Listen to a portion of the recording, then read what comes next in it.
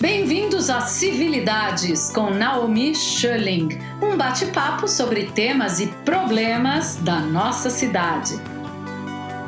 E hoje comigo estão Simone Boaquinim, presidente da Associação Viva Moema. Silas Angelucci, engenheiro. Joel Pagan, engenheiro, empresário e recém-eleito para o Conselho Participativo Municipal. Rodrigo Quercia, empresário e embaixador do Free Private Cities no Brasil.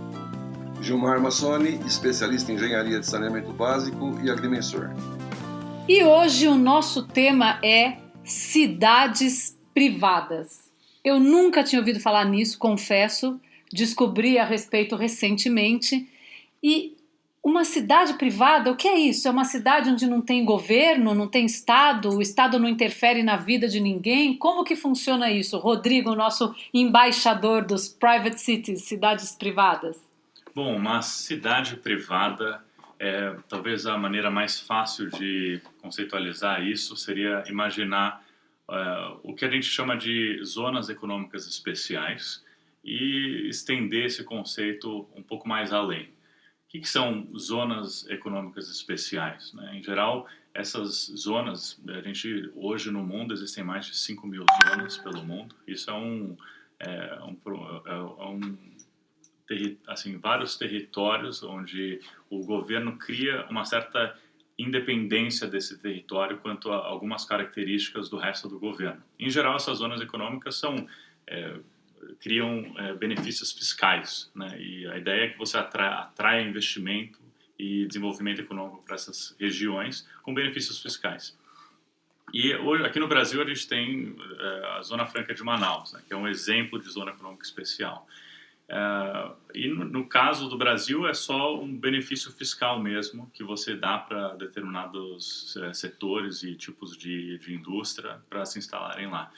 Só que esse conceito pode ser expandido, né? Ele pode ir além do que seria meramente um benefício fiscal, que se você olhar a gama de atribuições de uma jurisdição, a parte tributária é só uma pequena faixa, né, do que existe de, vamos chamar, interferência estatal dentro de um determinado território. Né? Uma pequena faixa. A gente tem várias regulamentações e leis que regem comportamento e os procedimentos que precisam ser adotados dentro de um determinado território. Isso que, na realidade, é o maior peso, né, daquela intervenção estatal dentro daquele território. Né? Então, de repente, uma maneira da gente conceitualizar o que seria uma Free Private City seria imaginar como Hong Kong é hoje em relação à China, porém imaginar isso de uma maneira gerida privadamente. O que Hong Kong é para a China hoje? Né? Se for pensar, é muito, para nós brasileiros talvez é um pouco estranho imaginar isso, porque a gente não tem um exemplo parecido aqui, mas Hong Kong, ele é um território chinês, porém, se você for olhar, é uma discrepância enorme desse território em termos do funcionamento político daquela jurisdição em relação ao resto do país. Né? A gente tem a China, um país comunista, autoritário, enquanto que em Hong Kong você tem uma cidade-estado super liberal, uma das mais liberais do mundo, a maior liberdade econômica do mundo, é um sistema democrático, muito mais livre. Né? Então, você tem até um sistema político diferente dentro do mesmo país. Então, é uma enclave de liberdade econômica dentro de um país mais autoritário e com menos liberdade. Então, a gente poderia imaginar que uma cidade privada seria algo parecido. Seria uma enclave onde você teria uma alteração regulatória dentro daquele território que incluiria, de repente, aspectos tributários ou outros aspectos regulatórios, podendo até ser um sistema político diferente, e isso seria gerido por uma empresa privada. E a escala disso é indeterminada, né? Porque pode ser um prédio, pode ser um bairro, pode ser uma cidade mesmo, e assim por diante. Então, seria mais ou menos isso. Eu não sei se, acho que ancorar esse conceito na ideia de zona econômica especial, falar um pouco de Hong Kong como um exemplo, acho que é uma maneira de facilitar o entendimento conceitual da coisa. Então, entendendo mais ou menos o que você está falando, quer dizer que eu poderia contratar o prefeito da minha cidade? A ideia é que o prefeito da sua cidade seja o CEO da empresa prestadora de serviços governamentais daquele território. É como se tivesse uma operadora, uma Exato, empresa é. operadora. Então, na verdade, as pessoas que moram ali não são pagadores de impostos, eles são clientes, digamos Sim. assim. Eles assinam um contrato Uhum. e passam a morar ali. Tem umas regras básicas de convivência, né, Rodrigo? Como que funciona isso? Exato, assim, na verdade não não teria diretriz prescritiva para as regras, né, de uma determinada cidade privada. Você, na realidade, qual que é a grande sacada por trás de uma cidade privada e esse conceito, né? Na realidade, a grande sacada, a gente não está tratando de regras, quais são as melhores regras, quais são as melhores leis para se aplicar dentro de um determinado território. A gente não está tendo a discussão nesse nível, a gente está um nível de abstração acima, onde a gente está falando, a gente não está disputando quais são as melhores leis, a gente está disputando qual que é o melhor sistema para gerar as melhores leis, né? Então, a ideia seria que você tivesse, com o conceito de cidades privadas, a capacidade de você replicar este modelo em larga escala, no sentido de que você teria, de uma maneira distribuída, muitas cidades privadas que estariam competindo entre si. A ideia inteira do conceito de cidades privadas, em termos a meta-ideia por trás disso, é que você ia ter várias cidades ou com regulamentações e leis diferentes umas das outras, que estariam competindo entre si por cidadãos, por investimento e assim por diante. Acho que eu até vou querer depois tratar um pouco do conceito de que regulamentações e leis é um tipo de tecnologia, né, que você tem que desenvolver, e qual que é a melhor maneira de desenvolver isso, mas eu posso falar depois. Porque você está falando então que vai existir uma relação de consumo. Sim. Entre direitos do consumidor e deveres do fornecedor, né? Em âmbito de responsabilidades assim, como que se fosse hoje que a gente entende como Estado, né? Mas sabe que tem uma coisa interessante, se você me permite, que essa relação não pode haver uma quebra de contrato, porque aqui, por exemplo, né?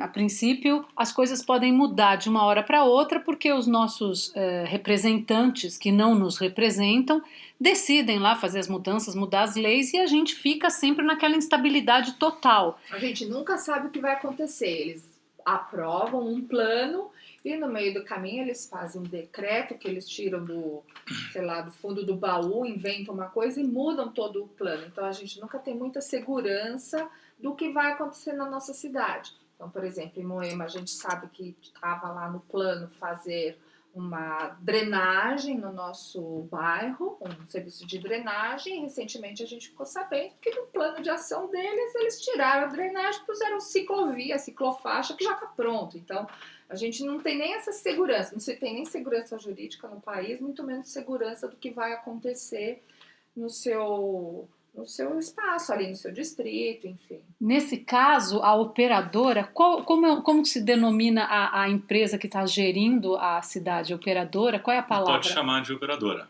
Nesse caso, a operadora ela só poderia quebrar esse contrato se o cliente, né, se o morador quebrasse alguma daquelas poucas regras fundamentais, né?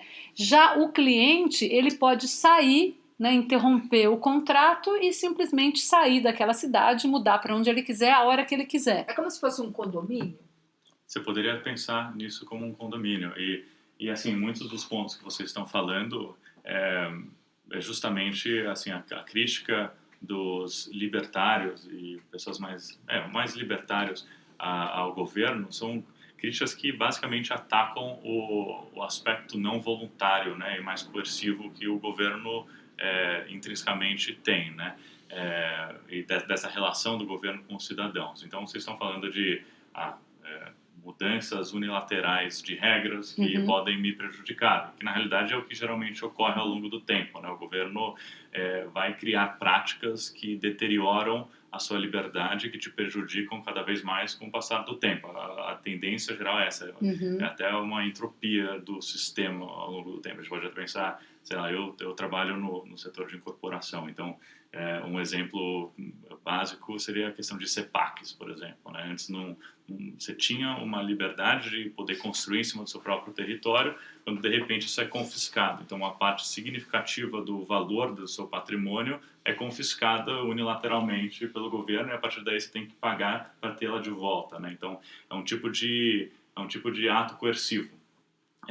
O que acontece? A ideia de cidade privada é você tentar trazer o máximo de voluntarismo para essa relação entre o provedor de serviços governamentais e o cidadão, né? Que a partir do momento que ele está numa relação contratual privada, ele está em pé de igualdade, né, em termos de direito com a outra parte do contrato. Então, você não poderia ter alterações unilaterais. Então, o conceito... Isso é algo... Porque, assim, existem... ideias, né? Quando a gente fala do Titus Gebel e do livro dele, ele dá algumas prescrições do que seria um melhor modelo de cidade privada. Porém, existe uma gama muito variada de potenciais modelos de cidades privadas. Você poderia, inclusive, ter uma cidade privada socialista, se você quisesse, né? Então, na verdade, você pode ter o espectro inteiro, né, dentro desse guarda-chuva de cidade privada, em termos de ideologias. Mas o que faria total sentido ser algo comum entre todas elas é, de fato, ser um caráter contratual e voluntário, né, entre o indivíduo e a cidade, para que você tenha o que é chamado de contrato social, que na realidade não é algo real. Você poder fazer isso na prática com um contrato que, de fato, é robusto e você pode se defender. E o conceito ideal por trás disso é que a defesa possa ser feita com uma câmara de arbitragem, que você possa justamente ela poder avaliar de uma maneira independente se ocorreu algum tipo de rompimento ou alguma cláusula do Infração, contrato, de fato ocorreu uma infração. Então, aí você consegue ter uma isonomia, né, e faz muito mais sentido por esse lado. Atualmente somos reféns, né, da situação, né? A gente está muito prejudicado.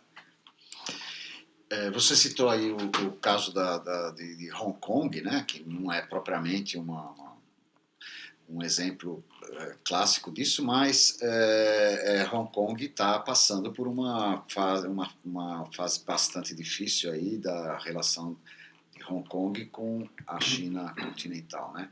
E aí, evidentemente que vai existir uma interferência entre o condomínio, vamos chamar assim, e o poder público, né?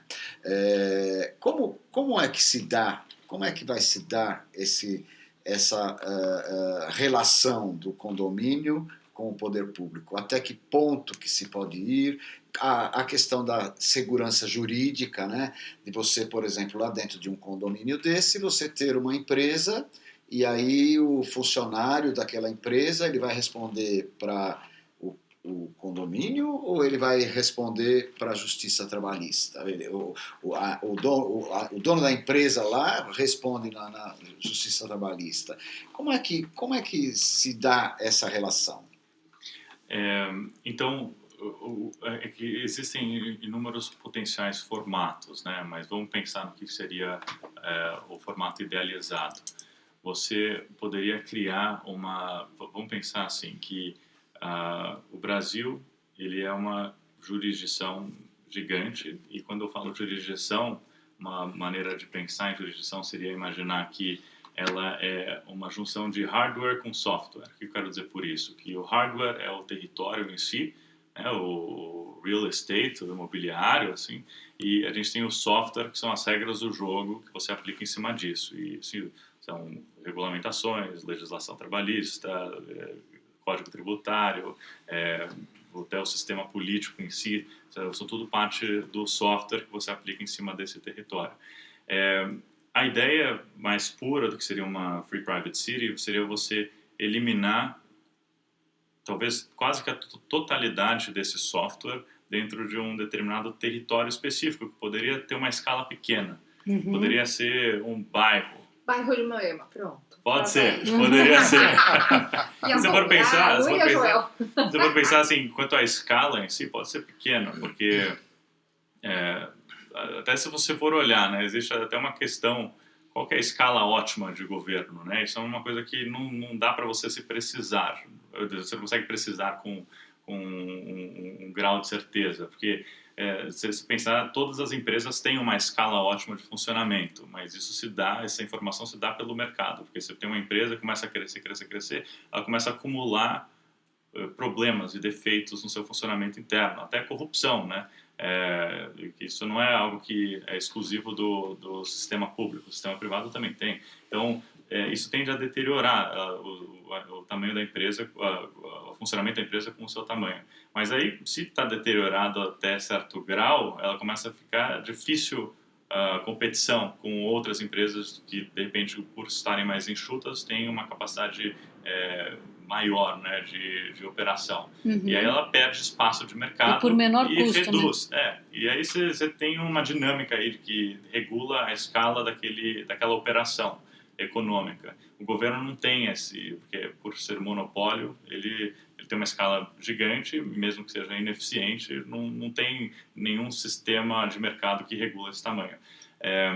A gente é refém, né? Somos reféns, Então, o sistema da cidade privada, você poderia ter isso. Qual que seria a ideia? Você eliminaria esse software dentro de um determinado território, que poderia ser algo pequeno, tipo um bairro, né, como eu comentei. Ou uma fazenda, digamos assim, um Até lugar uma mais fazenda, ermo, afastado. Exato. E a ideia, inclusive, o ideal seria você pegar um território greenfield, né, onde você não tem nenhum tipo de infraestrutura já instalada, você não tem habitantes, então você pega, de repente, uma fazenda sem atividade Um lugar meio virgem, econômica. assim, digamos. Exato. E constrói o negócio. Exato. Então você pega, primeiro passo, faz o rezoneamento, que é limpar o software daquele território, e aí você vai implantar dentro daquele território o que seria as melhores práticas de regras do jogo, né, de software. E aí você poderia até garimpar as melhores práticas dos territórios que funcionaram, né? A gente tem vários exemplos de sucesso na história de regiões que fizeram uma mudança regulatória e explodiram em termos de desenvolvimento econômico. Você tem Hong Kong, você tem Singapura, Dubai. Então você poderia pegar elementos desses territórios em termos de regulamentação, que você vai notar são muito parecidos entre si, e vai incorporar isso dentro desse território como vamos fazer uma tentativa aqui de uma regulamentação mais eficiente. Criando um ambiente que tem uma regulamentação eficiente, você vai ter um ambiente automaticamente mais atrativo para investimento, tanto doméstico quanto internacional. E a partir daí, você começa a atrair investimentos, desenvolver aquela infraestrutura e gerar oportunidades econômicas para a população da região, que antes não tinha nada. A gente está falando de um território que não era greenfield, não tinha atividade econômica e também não tinha arrecadação tributária, né? Tinha quase nada de arrecadação tributária. Então, aí que está a visão que esse modelo ganha, ganha, ganha, ganha, porque o promotor da zona se beneficia do aumento de atividade econômica, porque vamos imaginar que ele seja o proprietário daquele território, né? Então, ele tem uma apreciação de valor imobiliário com o ganho de atividade econômica que ocorre em cima dele. Você tem, por ter atividade econômica dentro daquela região, você está gerando oportunidades econômicas para a população do entorno, que antes não tinha, né? E então você está melhorando o padrão de vida dessa população. Fora isso, você tem uma oportunidade de investimento para as empresas que vão se instalar lá, que antes não existiam. Então, também é um benefício para os investidores. Fora isso, o governo vai estar recebendo uma arrecadação tributária muito maior, porque antes era nada, e agora ele começa a compartilhar um pouco da riqueza que está sendo criada, né? E aí, mas em termos de impostos, aquela cidade privada não vai dever impostos para o governo do território que a cerca. Aí que tá, né? Como porque que funcionaria isso? O conceito, né, da cidade privada, se você for tentar implementar isso na prática, seria muito difícil você não ter um compartilhamento de impostos com o governo, vamos pensar, o Estado-nação hospedeiro, vamos pensar assim, né?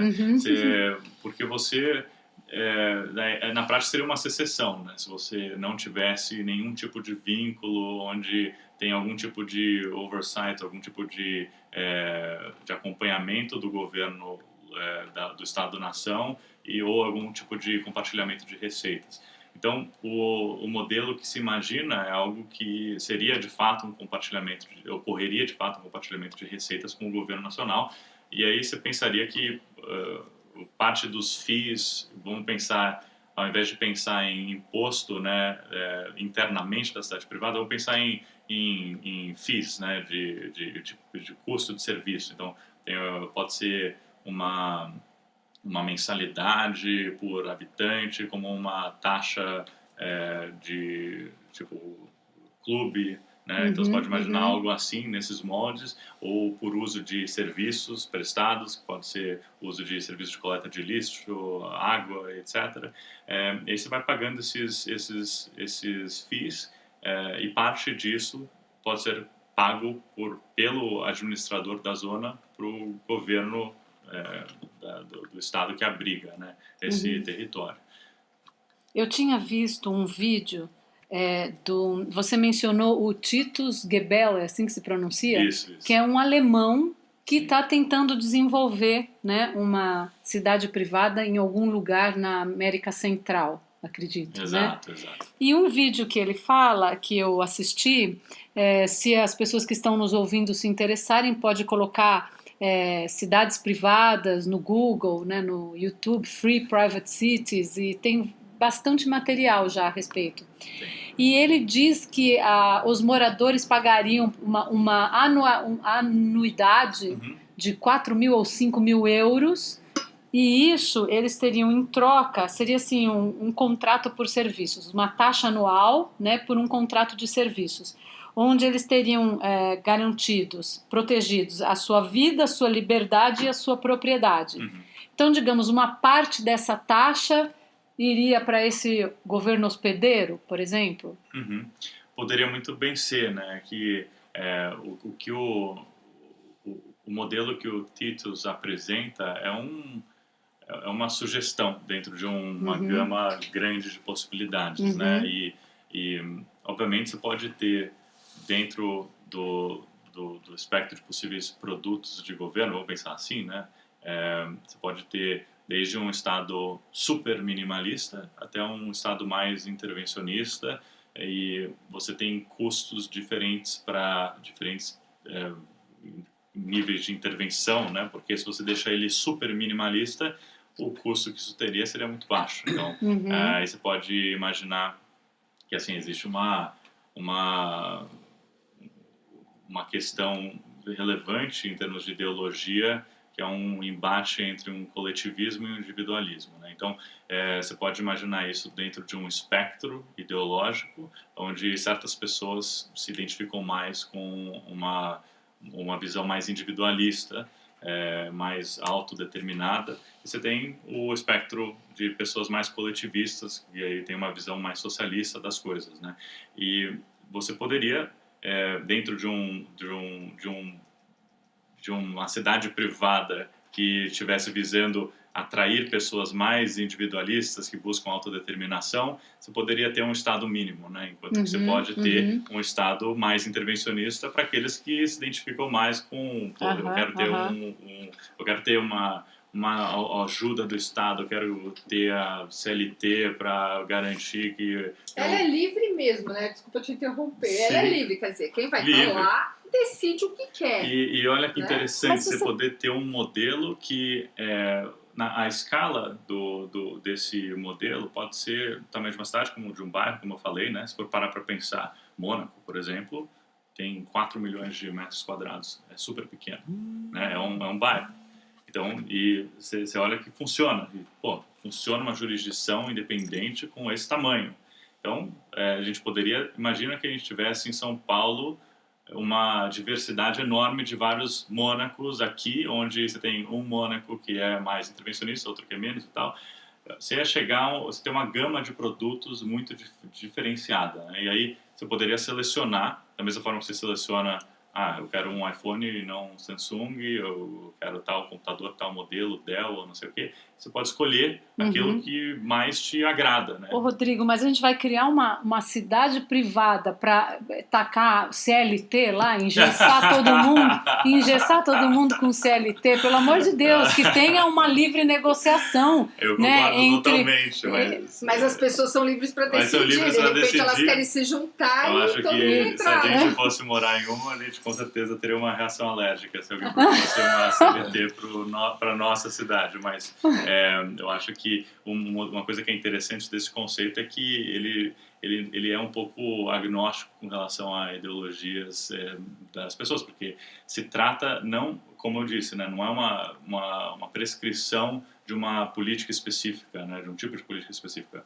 É uma prescrição de como criar um sistema que pode atender a todos e competir. Então, na verdade, a ideia é você criar como se fosse um setor de startups de governo. A gente pode pensar assim, né? Porque um conceito importante que eu até comentei ali que eu queria mencionar um pouco mais para trás, que era a ideia de imaginar o governo. O que é o governo?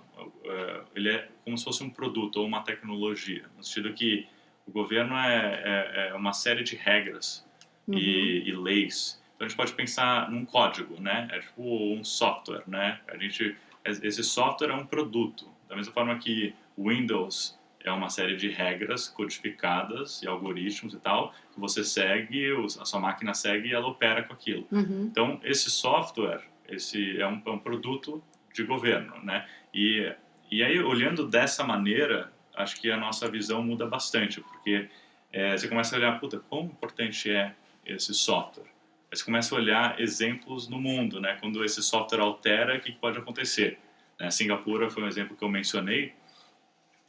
Se você olhar, Singapura pertencia à Malásia até 1965 e eles foram retirados da Malásia e até contra a própria vontade, o que é engraçado essa história, mas a partir de 1965 eles saíram daquela jurisdição, daquele software e tiveram que criar um novo sistema regulatório para operar aquela região.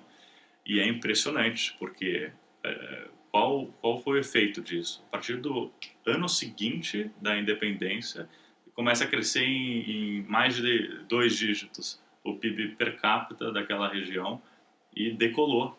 Já no segundo ano, assim, foi direto. E ficou nisso até hoje, né? Então, um crescimento absurdo, superou o PIB per capita do país mais rico do mundo, os Estados Unidos, em 40 anos. E hoje continua crescendo, já está muito acima do PIB per capita dos Estados Unidos. $68.000 per capita, né? Então, eu não lembro de cabeça, mas é impressionante. Nossa. Você olha, enquanto que o resto da Malásia continua estagnado. Então, qual que é a questão? Então, o governo e as regras de governo são um produto. Esse produto é importante?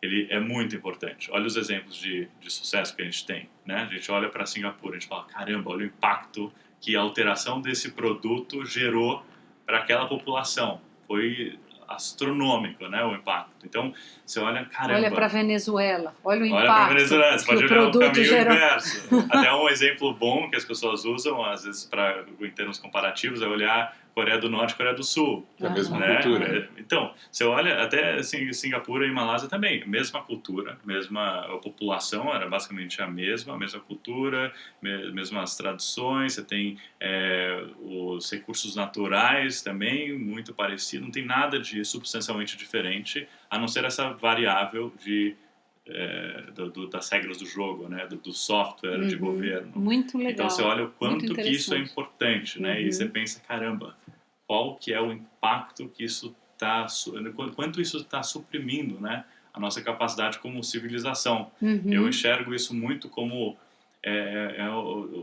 essa tecnologia ruim, é como se fosse um emaranhado de regras que são como um cobertor que está abafando, sufocando o Brasil inteiro e vários países do mundo. Então você olha que, putz, a Singapura conseguiu abrir uma válvula de escape aí desse cobertor que oprimia esse território e conseguiu explodir, né?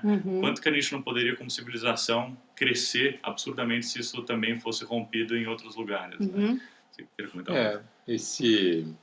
Esse cobertor que você fala, eu costumo dizer que a gente vive uma escravidão branca, né?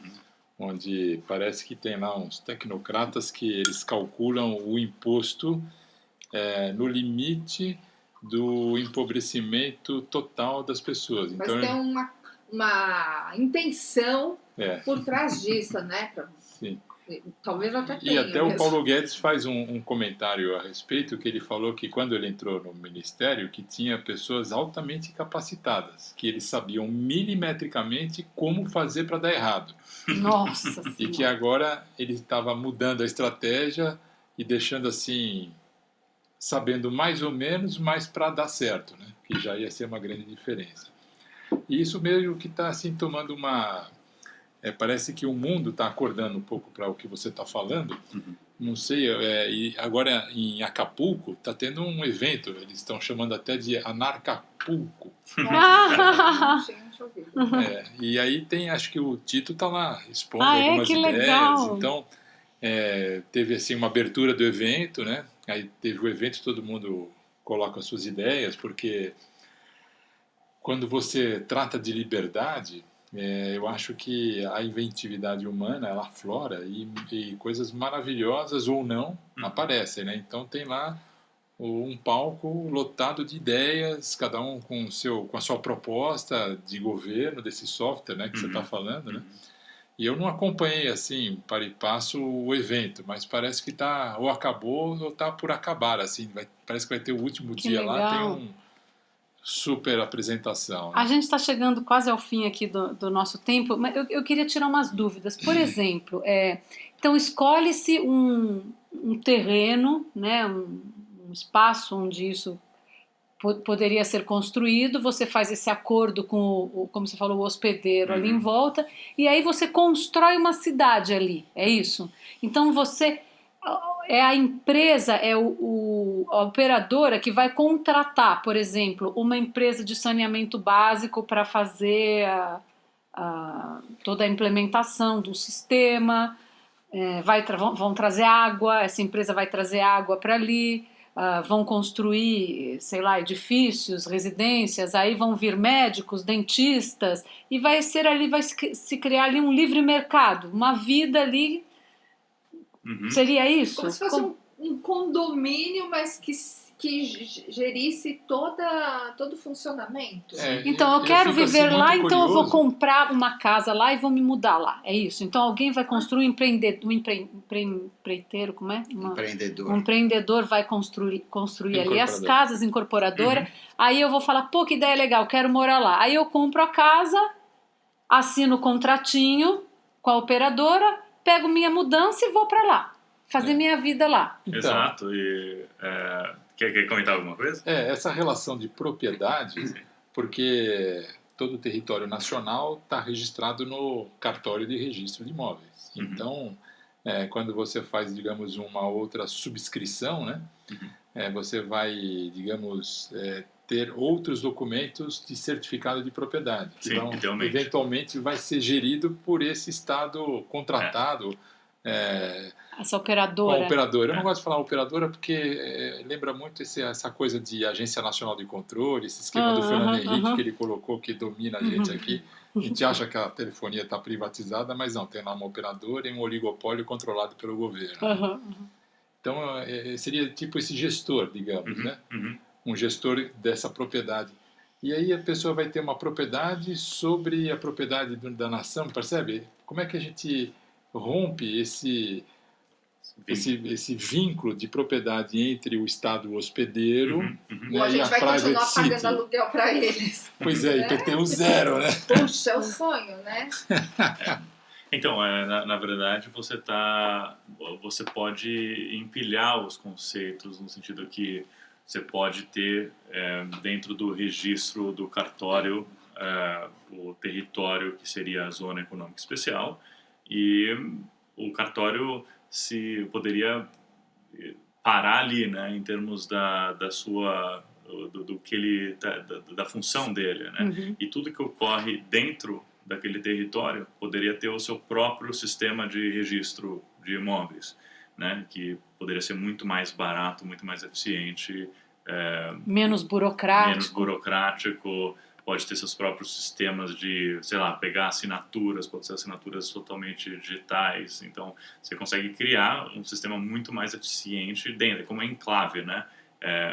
Quer comentar alguma coisinha? Não. Mas é basicamente isso, então você está empilhando os sistemas, né? Então tá tipo aninhado, né? Um sistema está aninhado dentro do outro e você consegue ter uma liberdade dentro dessa fronteira, né? Para você poder criar um novo sistema de registros de imóveis e transações e assim por diante. Quando é contratado, né, uma vez contratado com o Estado a questão do território, esse território vai ter um limite. Um limite territorial em que a cidade vai ser implantada. Essa implantação, já existe algum modelo de toda a infraestrutura que deve ser colocado dentro dela para que a população conseguisse sobreviver sem precisar se deslocar, por exemplo, para fora desse território? E também a população dentro desse território, até que ponto que ela poderia crescer? Isso também está previsto? Ou de repente a cidade é tão boa, é excelente, aí as pessoas querem mudar tudo para lá, como o pessoal quer mudar para Mônaco, por exemplo, entendeu? Então quer mudar para a cidade.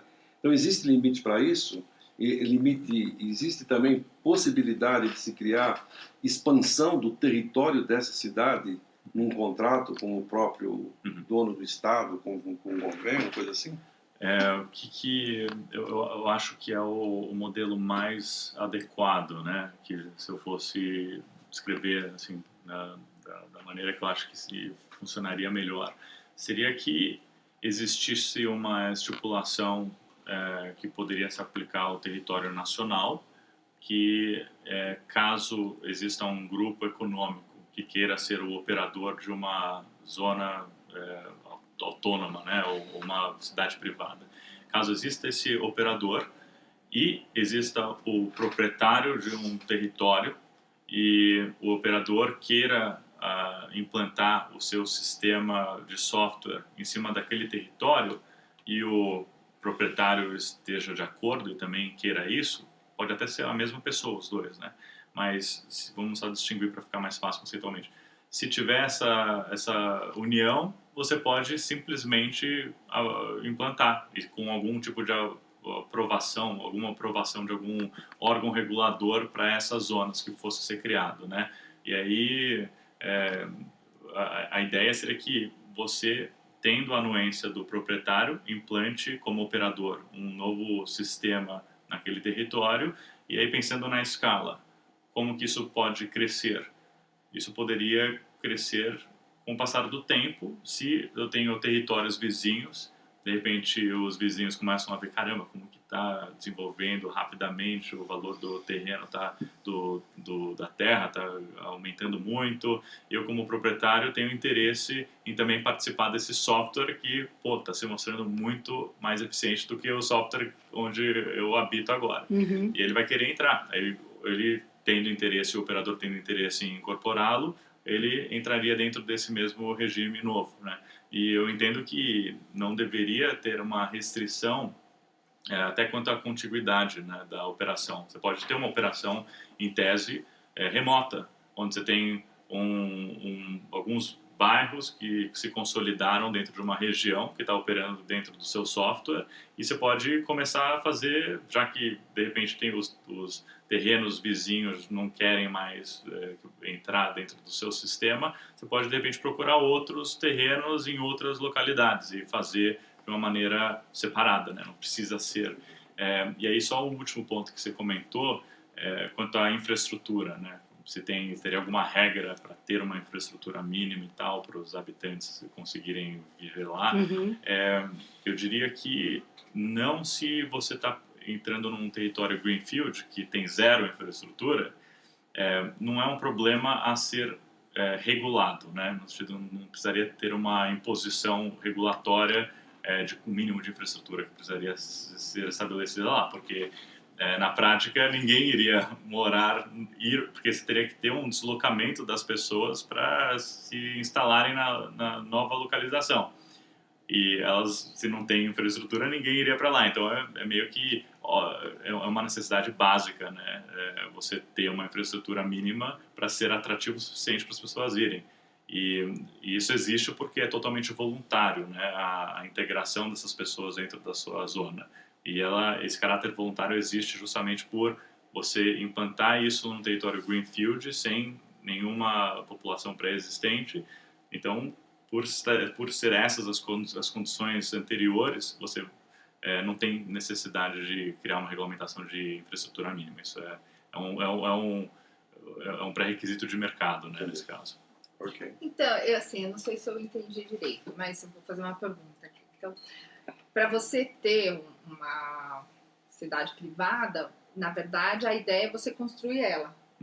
Você não vai pegar uma cidade que já está pronta, por exemplo, vamos pegar o bairro de Moema, que a gente vai falar, né?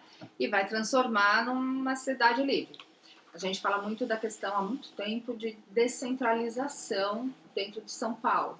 Então, descentralizar orçamento.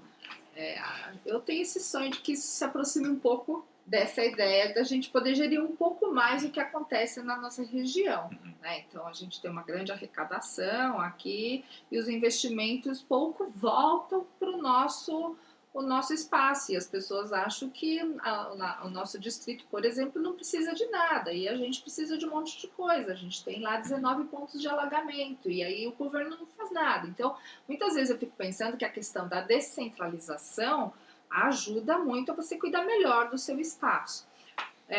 Então, a pergunta é um negócio que a gente tem que... Uma cidade livre ela tem que ser construída e pensada nisso, ou a gente pode transformar um bairro numa cidade livre? Eu tenho um sonho de Moema poderia, por exemplo, se declarar... como que a gente diz? Independente. Moema se declara independente. Ela precisa de um monte de coisa porque ela não tem. Porque ela está usufruindo dentro, de uma estrutura, a princípio, que foi criada pelo Estado, a princípio, né? Sim.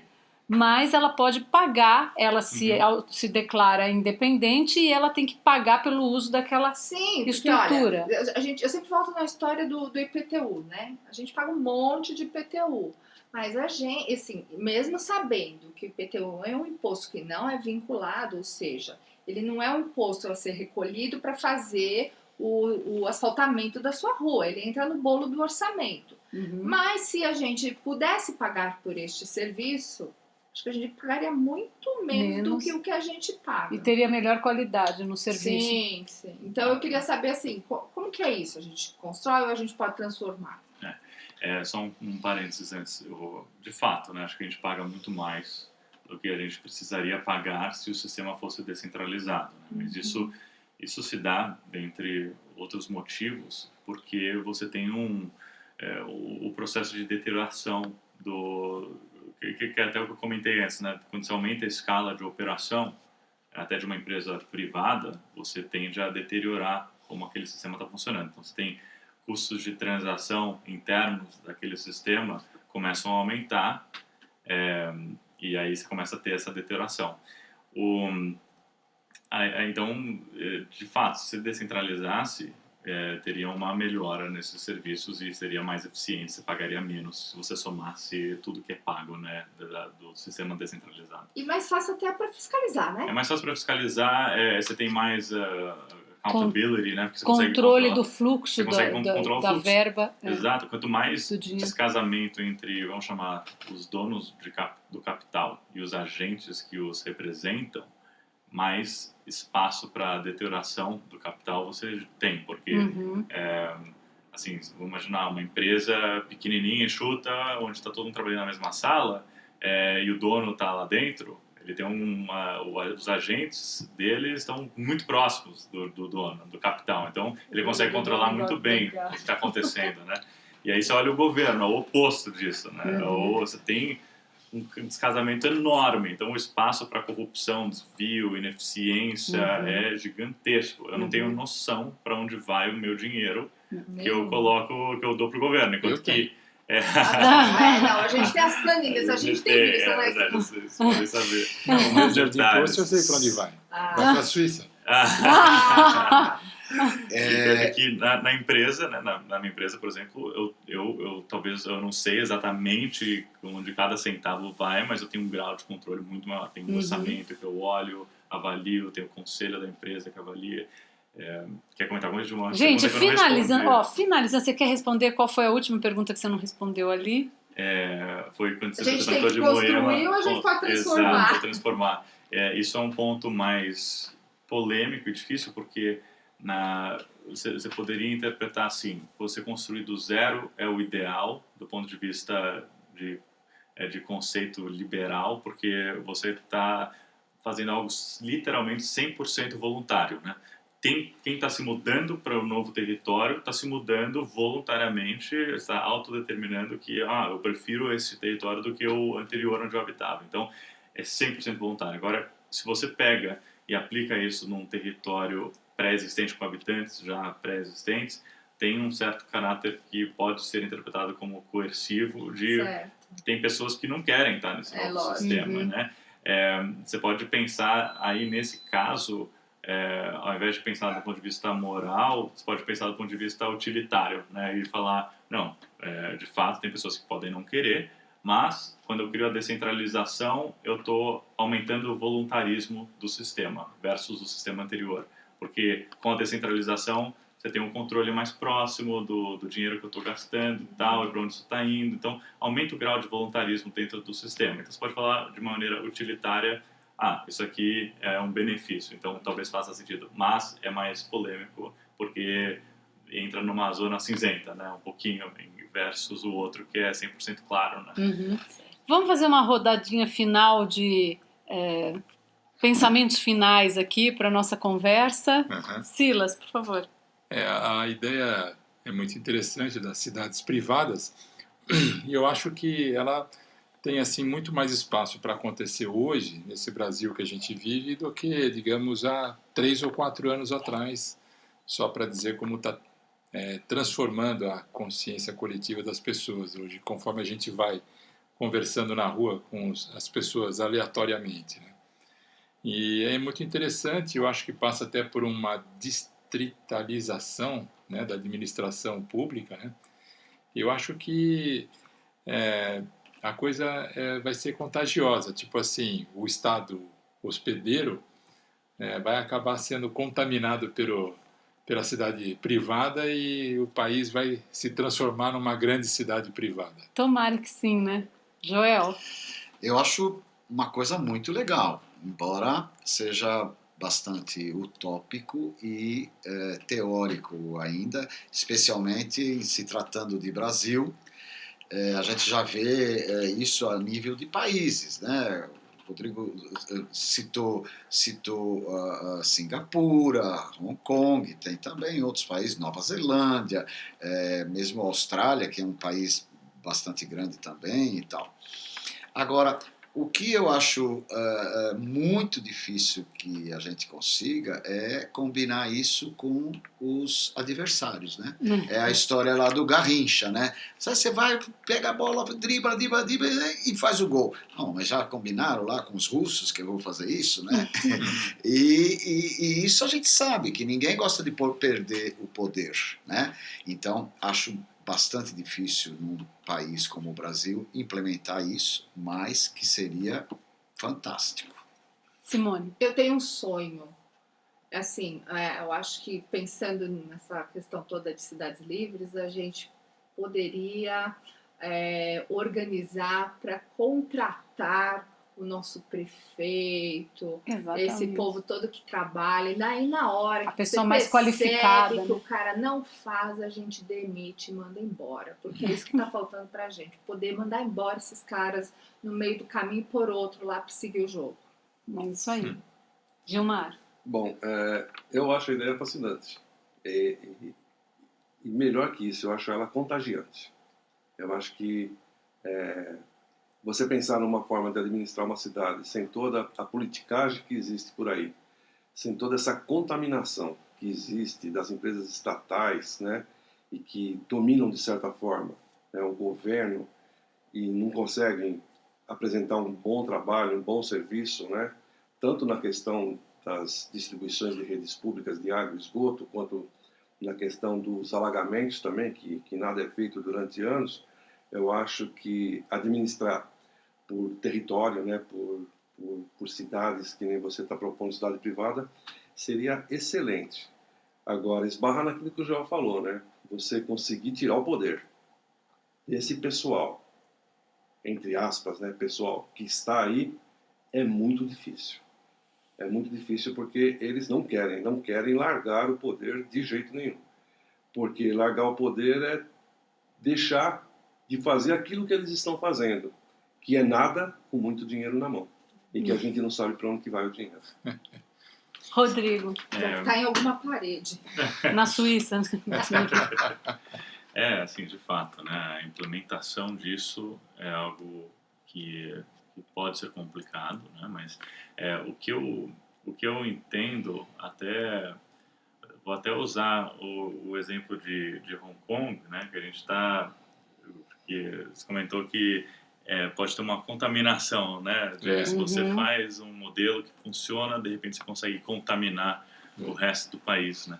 Eu acho que, por mais que Hong Kong esteja sofrendo recentemente, né, alguma dificuldade em termos da sua autonomia, o que aconteceu com Hong Kong? Foi um exemplo, eu diria, de contaminação, porque você tinha, né, um território que pertencia à Inglaterra e tinha uma regulamentação totalmente diferenciada por causa disso, né? E enquanto que a China estava passando por uma dificuldade absurda, né? Era mal, né? Estava com um nível de miséria assim estarrecedor. Então, as coisas começaram a sair de fato dos trilhos com a economia super fechada da China e veio Deng Xiaoping com uma solução. E a solução foi baseada no sucesso que ele via em Hong Kong, né? Ele falou, pô, isso aqui está funcionando tão bem, como que a gente pode replicar isso para o resto da China? E foi assim que a China começou a reforma de abertura econômica, né? E como que ela fez essa reforma de abertura econômica? Foi justamente tentando achar o caminho de menor resistência, que lá também tem muitos interesses, tinham muitos interesses enraizados de pessoas que queriam poder e o controle, tinham regulamentações que os beneficiavam, tem grupos de interesse em todos os lugares, né? Eles crescem dentro em cima de um emaranhado regulatório que existe lá, eles vão se utilizar daquilo até de uma maneira parasitária. Então, como que ele fez para escapar disso? Começaram com as reformas profundas em territórios pequenos. Eles começaram a aplicar o modelo de zona econômica especial. A primeira dessas foi Shenzhen, né? E começou a replicar. Tem até gráficos que mostram, na verdade, mapas que mostram a proliferação de zonas econômicas especiais na China a partir de 1980. E Shenzhen foi a primeira dessas. E é impressionante. A partir de 1980 começa a decolar o PIB da China, né? E foi a partir daí que começou essa reforma de abertura econômica. E foi por zonas econômicas especiais. E por que zona econômica especial? Porque você pega um território pequeno, você consegue um território de pouca importância, você consegue fazer uma reforma profunda naquele território. Porque você tem menos pessoas interessadas em não, isso aqui vai me prejudicar e tal, porque é um território que não tem tanto interesse lá, né? Agora você vai fazer uma reforma em larga escala, é muito mais difícil. Mesmo uma reforma pequena em larga escala é muito mais difícil. Então, na China eles fizeram essas reformas profundas em territórios delimitados, começou a dar super certo, eles começaram a proliferar esse exemplo de sucesso em várias outras áreas. Hoje, Guangzhou, Shenzhen, Xangai são todas zonas econômicas especiais. A maior parte da China hoje são zonas econômicas especiais e você pode imaginar isso, se você olhar o gráfico, né, dessa proliferação ao longo do tempo, para mim é um exemplo de contágio do exemplo de sucesso de Hong Kong contaminando o resto do país e gerando a transformação econômica da China que a gente viu hoje, testemunhou nas últimas décadas e que elevou centenas de milhões de pessoas da miséria, né? Então, a gente tem um exemplo bons de modelos, sucesso, né? bons modelos a serem seguidos, né, isso Rodrigo? de certa forma, algo similar com o que pode acontecer com o modelo de cidades privadas, né, ao meu ver. Então, é isso. Tem um caso, né, que serve para avaliar. Bom, pessoal, eu gostaria de agradecer a presença de todos. Para vocês que estão nos ouvindo descobrirem mais sobre esse assunto, tem o site que é www.freeprivatecities.com. Eu vou colocar, vocês vejam na descrição desse vídeo que eu vou colocar lá, tá bom? Depois da gravação deste podcast, foi lançada Próspera, uma zona semi-autônoma em Honduras. Pesquise a respeito. Rodrigo, que é o embaixador do Free Private Cities aqui no Brasil, muito obrigado por sua presença. Silas, Joel, Simone, Gilmar, muito obrigada. Espero poder contar com vocês novamente para um próximo papo aqui. Até breve. Obrigado. Civilidades. Apresentação: Naomi Schulling. Música, tema e edição: Ney Marques.